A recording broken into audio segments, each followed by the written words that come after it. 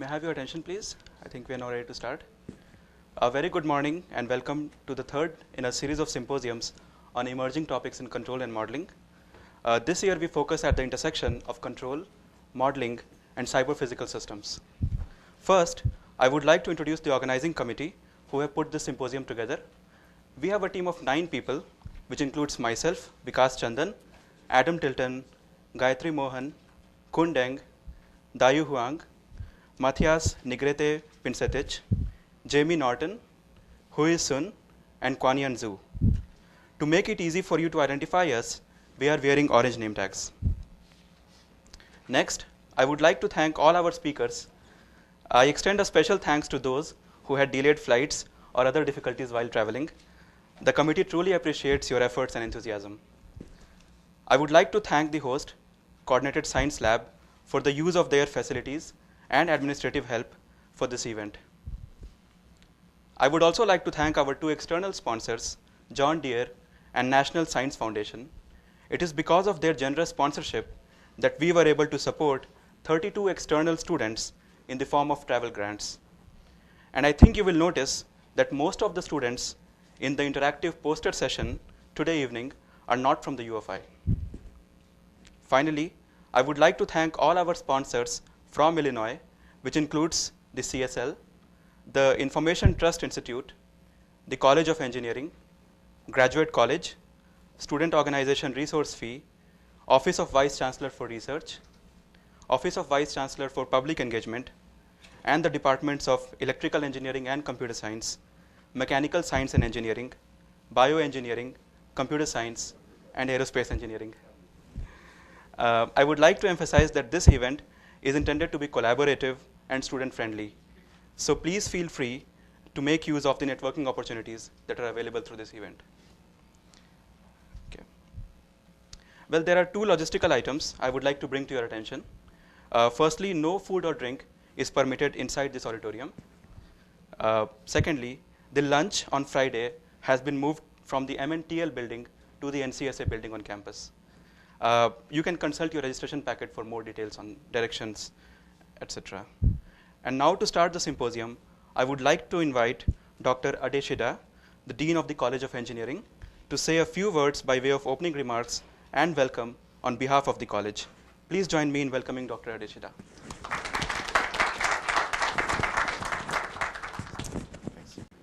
I like to call on the student organizers to stand up so that we can acknowledge them appropriately. Please stand up.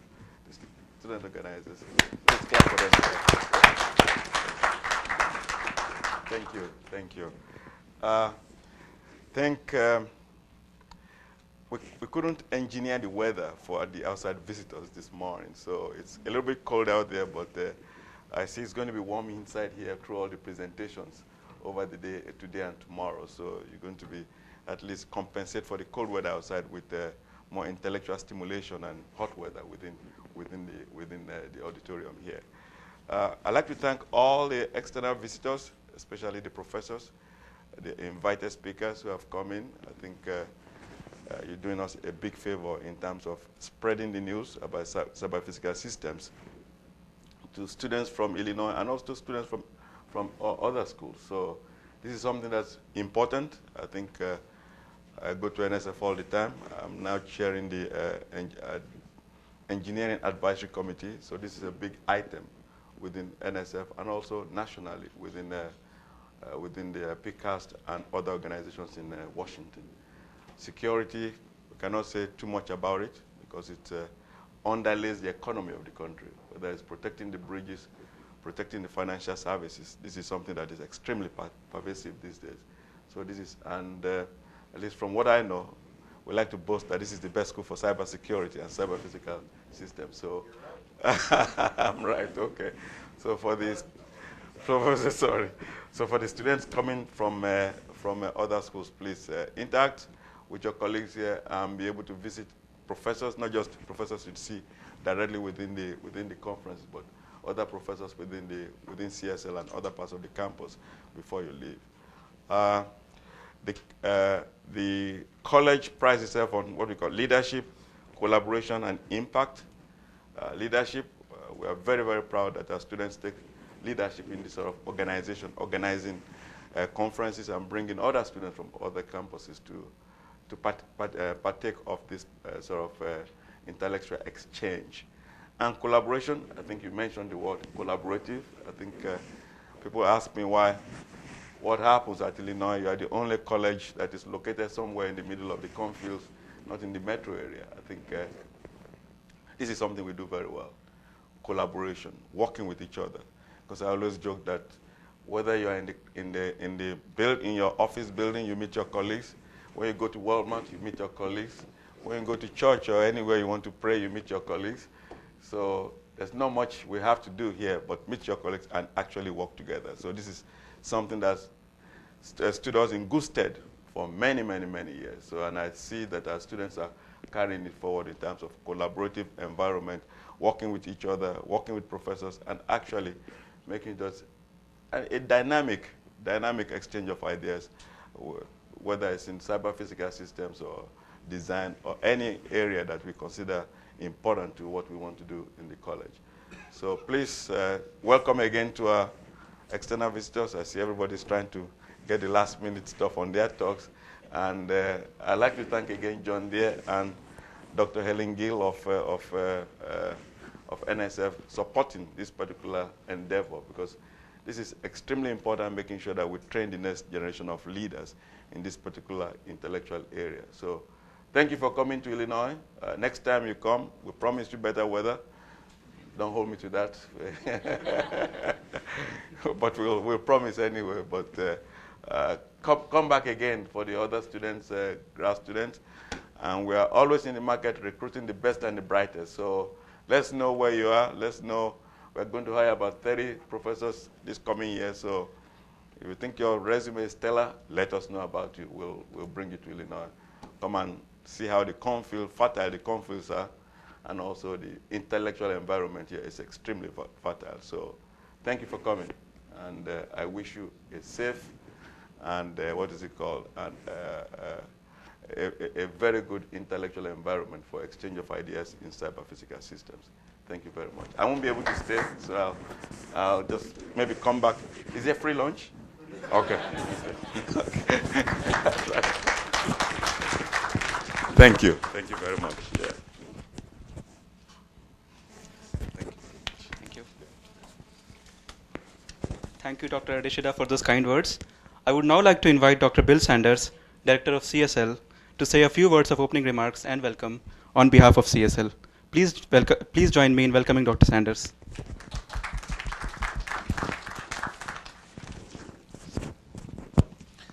Thanks very much. Welcome to all of you. Especially thank you to the organized committee. As many of you who know me know, I'm challenged in pronouncing names, so I'm not going to try to go through that, especially without notes. But you guys are fantastic. I should say I met periodically with the organizing committee over the last year as they put this together. But this is definitely their symposium. From the raising of the $28,000 to fund the event, the student travel scholarships, to the poster sessions, to picking and inviting all the speakers. I mean, this is what students do at CSL, and I think it's really wonderful we have students of that caliber. Let me tell you a few things about CSL. This is CSL's 60th birthday. CSL was founded in 1951, and CSL was founded actually as an on-campus classified, fully classified research lab during the Korean War. So from 1951 to 1959, only classified work was done in the laboratory on campus. It was part of the Korean War effort, and it primarily focused on the use of control theory and technologies to aid in things such as radar, navigation, and many other control type issues. In fact, CSL from 1951 to 1959 was called the Control Systems Laboratory. And when Dan Elpert became the director in 1959, his charge was to broaden the view of CSL, to take it from a classified lab to a fully open academic lab, and to really build on the legacy of interdisciplinary research that we've been doing here since the beginning of the 1950s. CSL today has about, CSL and its institutes have about 450 paid graduate research assistants. In the core of CSL, the membership is about 105 faculty. Of those 105 faculty, there are something like 27 shared professors. There are more than 10 National Academy members, and there are people from 13 different academic departments. It's a brick and mortar building, which I think is so important. So much of the interdisciplinary centers and things we see today are virtual. And virtual things are great. I'm not against virtual things. We should collaborate very widely. But the fact that everyone and many of our faculty are together here in this building, this is their intellectual home, really makes a difference. The core of CSL is disciplinary groups. And I won't, I think you have in your packet a brochure on CSL, so I won't get into all the details, but everything from remote sensing on one end of the spectrum. My phone is over there, so it can't be my phone. Everything from remote sensing, from circuits, from even physical electronics on one end of the spectrum, up to very large-scale distributed systems with computing, communication, control at the other end of the spectrum. CSL is all about systems, but systems very broadly. Maybe traditionally, at first it was control systems, then it was computing, communication, and control systems. And in fact, that we worked on that much, much earlier than it was fashionable to combine those things together. But now systems can be all of those kind of things, but it can be many other kinds of systems. It can be power systems. It can be economic systems. It can be biological systems. It can be avionics systems. There's a major Boeing center here. In fact, the reviews going on over in the Siebel Center today, our computer science building, because we took up this building as CSL. So there's many different kinds of systems we work on. What's unique? What's unique is the philosophy of how CSL approaches problems. It takes a very disciplined look, a very fundamental look, using different kinds of mathematics, whether it's probability theory or game theory or automata theory. All sorts of math comes into play. But we don't just use the math to do ivory tower things. We use it to do real-world societal issues and problems. And it's that connection between the really fundamental work and the high-impact societal important work that I think is really unique. I should say, in addition to the graduate students I told you about, 450 graduate students, the faculty I told you about, of course, we have a great administrative staff. The administrative staff helps support the students in putting this seminar together. But we also have a very strong technical staff. And in fact, the technical staff, together with the students and faculty, are what enable us to do the big projects. For example, we have more than 10 full-time technical staff in the power system trust and security area now that are working together. In fact, Helen was on the part of the core committee that granted the first Trustworthy Cyber Infrastructure for Power grant to us in 2005. And that has grown now into more than $40 million of funding in that area, 10 full-time technical staff, 30 or 40 graduate students, 5 schools. So this is an example of the kind of impact we can have. We have both centers and institutes that are part of CSL. We have 3 major institutes. One is called the Information Trust Institute. In fact, it's great that they think of themselves as independent because they can independently sponsor this conference. And that was formed in 2004. And it now, in fact, it was quite novel to talk about trust rather than cybersecurity in 2002, 2003, 2004 when we founded this. But that takes a broad look on how can we build systems, including cyber-physical systems that are trustworthy and secure. David Nickel heads that now. We have another brick and mortar institute in Singapore. If you ever come to Singapore, we welcome you to visit it. It's called the Advanced Digital Sciences Center. It's in there's triple 35-story towers, a big IT research park, and we have about 3/4 of one floor of one of those towers. The Advanced Digital Sciences Center is funded by a $50 million grant from the Singapore government. And its goal is, in fact, it's very compatible with the cyber-physical systems vision. Its goal is to make the interaction between humans and the cyber world seamless and as natural and as trustworthy as you would interact with, say, a trusted colleague or friend. And so you can imagine the interdisciplinary problems, everything from user interface and graphics and interaction to data mining and understanding data, to networking and communications and trust and all these kinds of things. And so that's a really exciting thing. In Singapore alone, we have, I think, 36 full-time technical people, a whole range of staff from postdocs up through research professors. And we're looking for more. So if you're interested in a job and you're graduating, you should either come here, as Adi told you. He said today, I heard 25. Now we're up to 30 new faculty next year. So I just keep him talking, you know, because we want the new faculty. But we also have openings in Singapore if you want to live in Asia. And more people are coming there. And then our third institute is something called the Parallel Computing Institute. And as you know, in fact, the kickoff meeting for the Parallel Computing Institute is this afternoon. Always so many things going on here.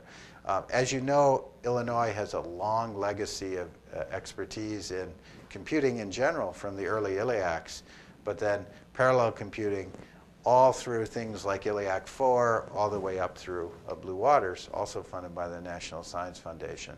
And what the Parallel Computing Institute will do is consolidate parallel computing research in conjunction with NSA. NSA is the brick and mortar build the machines place. Parallel Computing Institute will be the research place. And together, those two organizations will be the voice of parallel computing on campus. And again, that's an institute that's housed in the Coordinated Science Lab. This is much like, I think, CMU, which is another fantastic place, and we have a speaker from there this morning, the relationship between something like SEI or CERT and the School of Computing or the engineering college. So I think this is a very important combination that we make. In addition to these three major institutes, we also have centers, and I won't go through all of them, but I just mentioned two of them because I think they're a little different. We are the National Science Foundation's single Center for Professional and Research Ethics. There was a call mandated by Congress that came out about 2 years ago now to found a center that would be the repository of information on ethics. And so this would be for professional purposes, this would be for research purposes, and as always, there are many people who would submit, but we won that grant, and we're now running something called Ethics Core, which is a portal that you can go to. In fact, Helen, I want to talk offline with you about these virtual communities that you've been funding, and I think there's some really good synergy there that we can connect to on that, because I only recently got the full demo when I visited Vanderbilt. But so we are the home to this ethics portal. And we also are just on the verge of announcing a new center called the People and Infrastructure Center.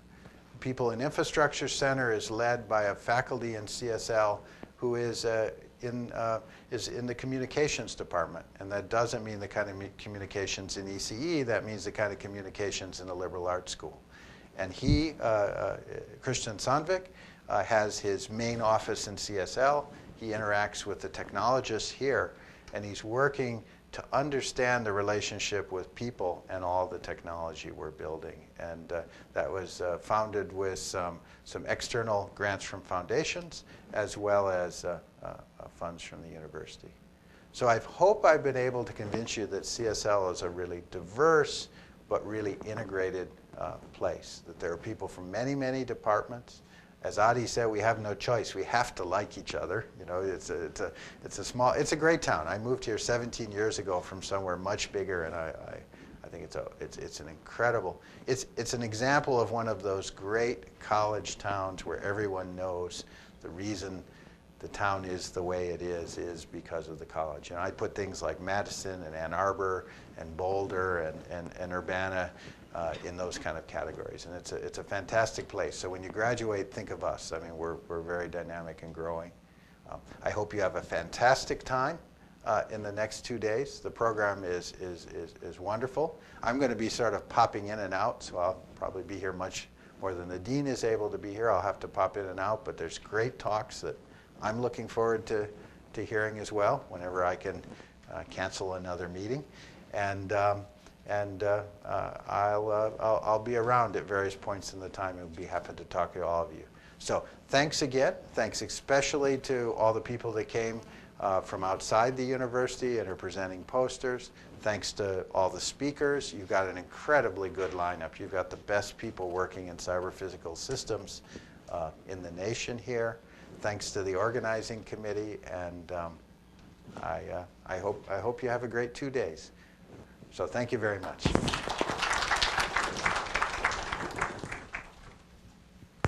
Yes, thank you. Thank you, Dr. Sanders, for those kind words. We'll now take a few minutes to set up for the first talk of the morning.